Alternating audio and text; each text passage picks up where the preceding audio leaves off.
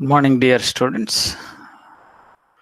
Welcome to the session on two hinged arches. Last session, we have discussed the temperature effect on two hinged arch. This is what you are looking at now. So, we have derived the equation for horizontal thrust developed due to temperature changes in arches.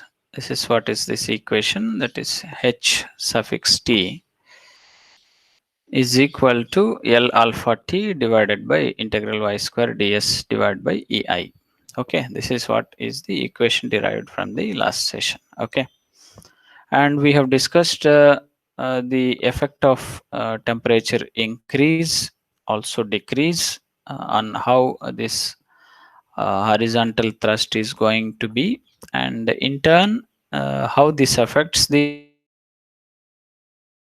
bending moment and bending stress, if any. Okay, so this is how it is related. So if the temperature is increasing, right, so the arch will try to expand. So what happens, A and B will try to move outward. Okay, so hence the horizontal thrust is towards the support. So the notation shown for H, the arrows pointing towards the arch, towards the springing points, is for this case of temperature increase. So when the temperature is increased, H is going to act towards the springing point, and it matches with the direction of H from loads. Hence the loads, if any, act on the arch. So hence the total H value is going to increase, right? So along with the gravity loads, if you have temperature increase also, then H is going to increase. So when H is increasing, now what we write for M x in the arch is M dash minus H into Y. I think you remember this. So when H is increasing, the Mx at any section in the arch is going to reduce, because here the H is increasing. So it is in the negative side. So the total value comes down. So whereas M and sigma are directly related, hence the stress also comes down. So increase in temperature is going to cause increase in horizontal thrust and decrease in bending moment and bending stress. Okay, and reverse for when the temperature is reduced. You have to take the inverse of this. Okay, this is how what we have discussed in the last session. Right, today's session we will see a numerical example on the temperature change. Okay, right.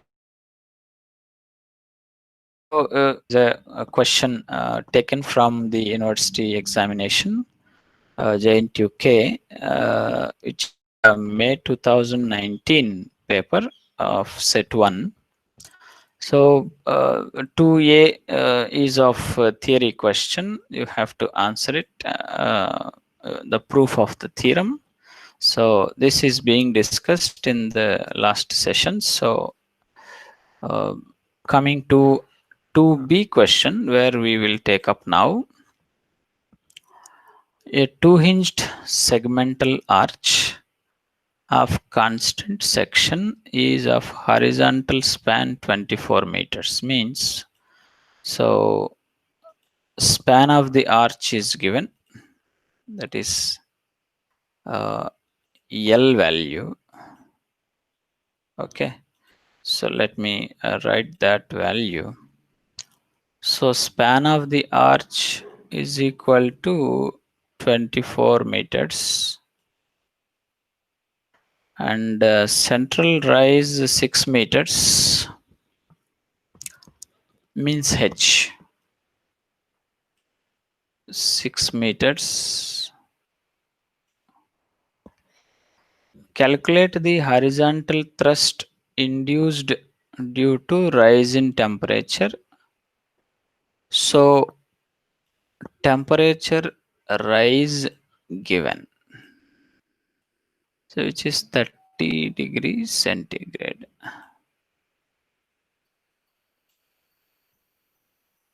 Okay, right. So coefficient of thermal expansion is given alpha, and Young's modulus of the material, it is for steel 200 kilonewton per mm square, and the rib section is symmetrical and 1 meter deep, which means the cross section of the arch is given. So if you take a section anywhere in the arch, so the is given is 1 meter deep and it is symmetric, it said. So I'm going to take or assume this as square, and I take 1 meter width also. Right, find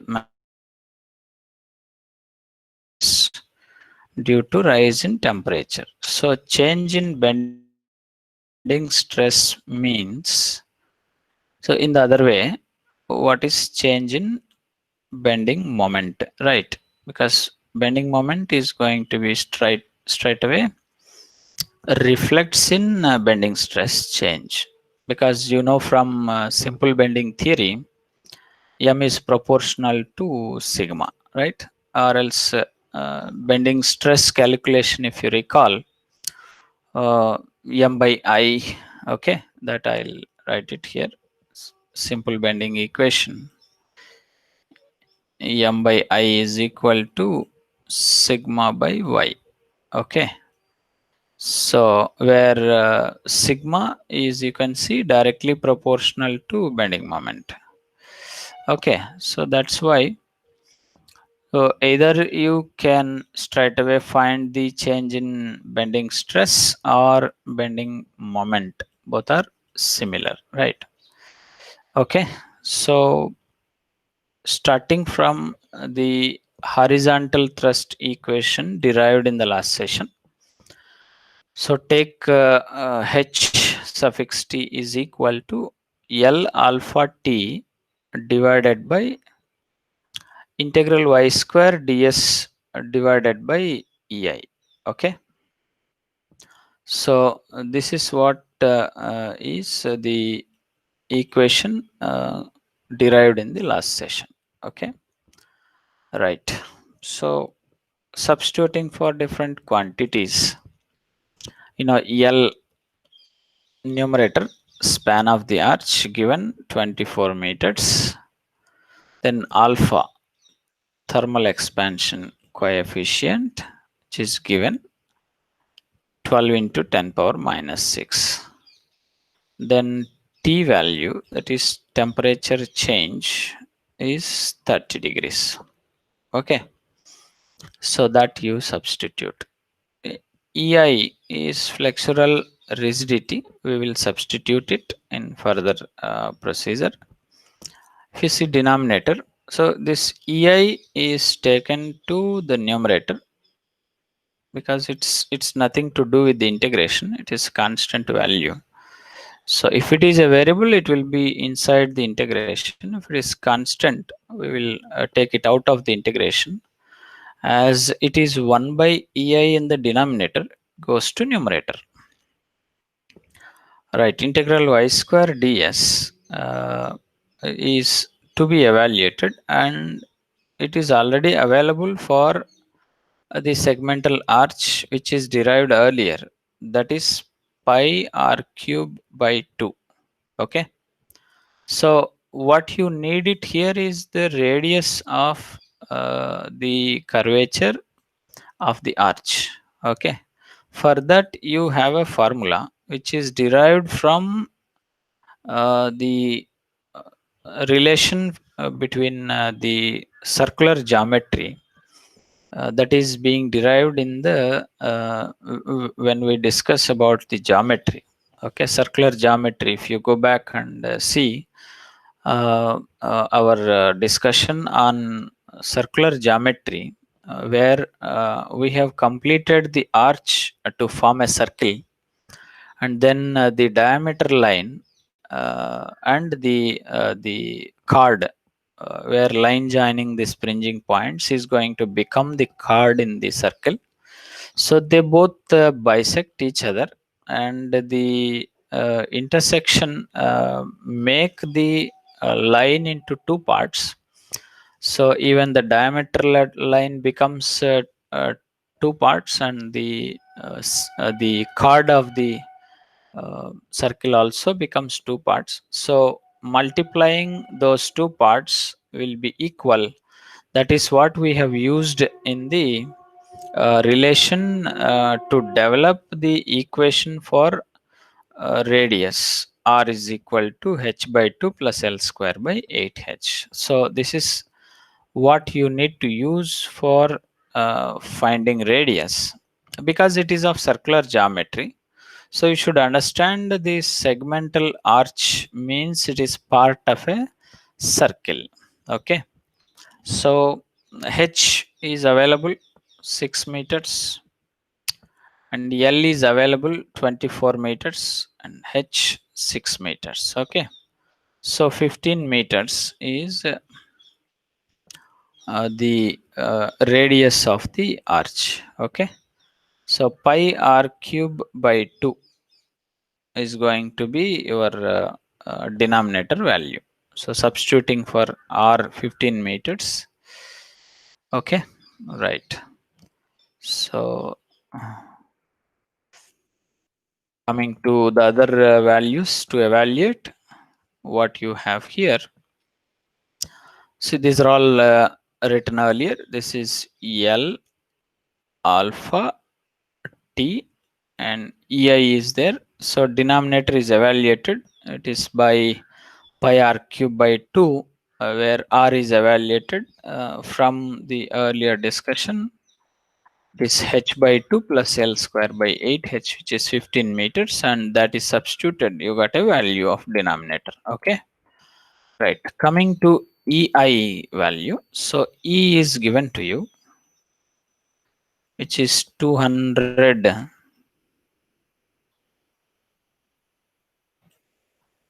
Okay, let me clear that extra line.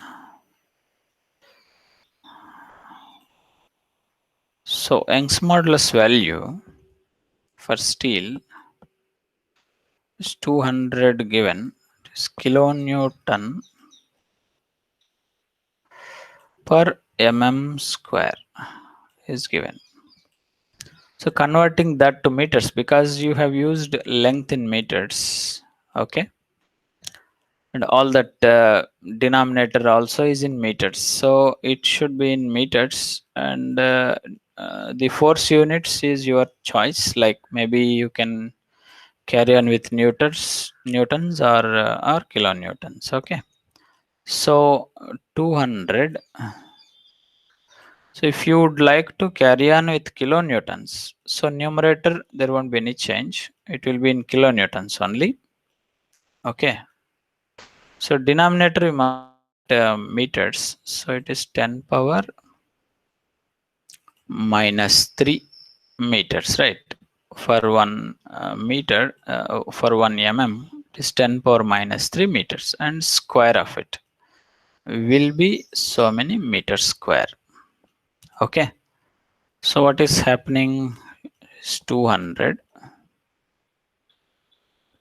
into, it is 10 power minus 6 in the denominator. It is going to be 10 power 6 in the numerator. So kilonewton per meter square. Okay, right. Okay, done. So that is what is substituted here. So I have gone for newtons here. So if you want to continue with kilonewton, it should be 10 power 6. Got it? So uh, that is about Young's modulus. What about I? I is moment of inertia. For square, how do you calculate moment of inertia? A power 4 by 12. What is a side of the square? Okay, this is a. If it is rectangle, you know very well, bh cube by 12. So b is equal to h here. So that's why it is a power 4 by 12. A is 1 meter given, the side of the section. So 1 power 4 by 12. Okay. Okay. Again that no. Okay. So 1 power 4 by 12 is the value. So that is this one. 1 by 12 is I value. So E and I substituted.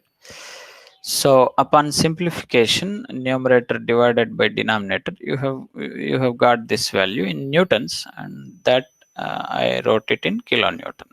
Okay, so 27.162 kilonewtons is the horizontal thrust. That is one question which is asked in the examination. And also to proceed for the other one asked is maximum change in bending moment is also being asked. Bending stress it was in the question. So with the logic that whatever change happens in bending moment is proportional to bending stress. So that's why we are reporting the maximum change in bending moment. Okay. So where it is going to happen first. So it occurs at the crown. How it is going to be crown. So let us see. So if you take the arch, this is a crown point. This is where H is acting from temperature change, H suffix T. So wherever you take the moment, bending moment, what you are going to write this H into vertical distance y, right? This is what you are going to write as y. Okay. Whereas y is maximum at crown, that is h. Y maximum is equal to h. This is what you need to observe from the arch. So y means ordinate of any point on the arch. H means ordinate of the crown point. That means y maximum. Okay. So mx, if you write in the arch, when there are no loads, only temperature change is there. So h into y. H means h due to temperature in our intention into y. Okay. So h is constant, and wherever you have y maximum, there you will have m maximum, right? This is what is straightforward, direct proportionality between y and m. So that is why it is decided that it is going to happen at the crown. So h, what is derived from the formula, into small h, which means y maximum. Okay. So this is what is maximum bending moment due to temperature change. So 162.97 kilonewton meter is going to develop at the crown, and bending moment at the springing point is 0. So moment at A 0, moment at B0, okay, only moment at C is going to be maximum. Okay, this is maximum, right? A maximum. Okay, and what about in between? It is moment is proportional to y only. So if you want to just plot the BMD, so this is maximum 0, 0, and it is proportional to y. Okay, so this is BMD for a case of temperature change. Okay, so bending moment maximum at the crown, 0 at the springing points, and in between it is proportional to y. uh, y is no if it is linear, y value, if it is linear you are going to produce a linear relation. If y is non-linear you are going to produce a non-linear diagram like this. Okay, so depends on the geometry of the arch whether y is going to be linear or non-linear. Okay, so if it is parabolic, it is non-linear. So that also is going to be parabola. What you are going to get is a parabola. Okay. So this is how we solve this numerical example on effect of temperature on the two hinged arch. Okay. Thank you.